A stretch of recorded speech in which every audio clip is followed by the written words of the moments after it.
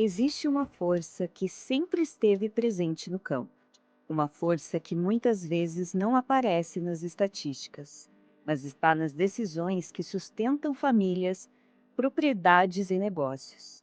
Mulheres que acordam antes do sol nascer, que acompanham a lavoura, administram empresas e planejam o futuro. Durante muito tempo disseram que o agro era um espaço difícil para elas, mas a verdade é simples. O agro sempre cresceu com a presença delas, na inteligência de quem planeja, na coragem de quem decide, na visão de quem constrói o amanhã, porque o futuro do agro não será feito apenas de tecnologia ou capital. Ele será construído por pessoas com coragem de liderar, e muitas dessas líderes são mulheres. Neste Dia Internacional da Mulher, o AgriEnergy celebra todas aquelas que fazem o agro evoluir todos os dias.